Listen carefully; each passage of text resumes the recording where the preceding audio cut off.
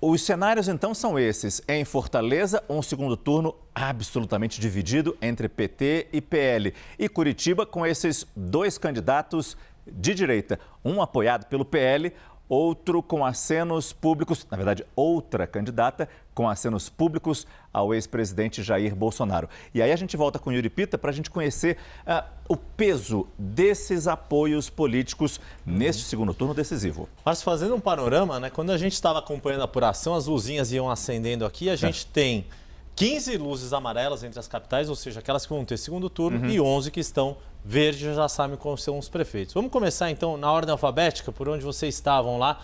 Curitiba. Como foi acirrada essa disputa? Embora Eduardo Pimentel, como foi dito, tem o apoio do governador Ratinho Júnior, é do mesmo partido dele, é vice-prefeito, aliado de Rafael Greca, e tem o PL de Jair Bolsonaro na chapa com o indicado a vice, é Cristina Grêmio quem foi a surpresa, inclusive com esse apoio ali por meio de redes sociais do ex-presidente Jair Bolsonaro, embora Eduardo Pimentel contasse aí com o apoio de Jair Bolsonaro. E isso, olhando para 2022, Curitiba, uma cidade em que Jair Bolsonaro, já no primeiro turno, teve mais da metade dos votos e ele ampliou essa vantagem no segundo turno. Para a gente falar de Fortaleza, já estamos aqui no histórico, aí a situação se inverte. Embora o candidato do PL de Jair Bolsonaro tenha terminado o primeiro turno em primeiro lugar, quem terminou na frente o primeiro turno de 2022 foi o presidente Luiz Inácio Lula da Silva. Inclusive, Lula, a grande recuperação que ele teve na eleição de 2022, quando a gente olha para as capitais, foi justamente na região Nordeste. A única que ele perdeu foi Maceió, no estado de Alagoas.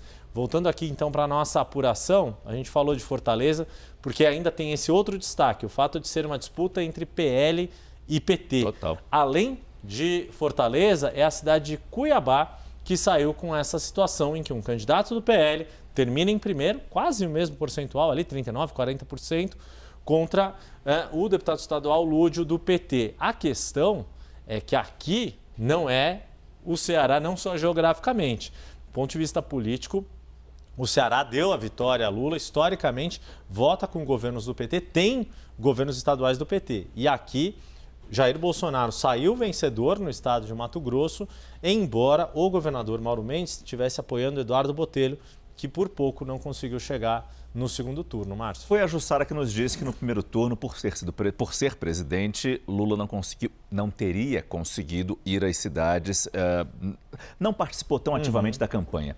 Neste segundo turno, continuando presidente, mas percebendo que o primeiro turno não foi como o PT desejava, a esquerda de forma geral, ele vai fazer um esforço maior e vai participar mais da campanha? A questão é ser pragmático nesse esforço, Márcio. Porque, por exemplo, uma coisa, de novo, né, é vir para São Paulo, que tem todo o simbolismo dele com Guilherme Boulos. Embora o primeiro turno terminou tão parelho assim, mas a gente sabe que no segundo turno a tendência pró-Ricardo Nunes é maior. Então aqui a dedicação seria maior a São Paulo, talvez. Exato, pelo simbolismo, maior cidade do país, etc. Já há sinais de que em Belo Horizonte, nessa disputa entre Bruno Engler, do PL de Jair Bolsonaro, e Fuad Noman, do PSD, de Gilberto Kassab, de Rodrigo Pacheco, Lula pode sim se dedicar, como disse o ministro Alexandre Padilha. É o terceiro maior colégio eleitoral entre os municípios e o estado de Minas é o segundo estado mais populoso do país.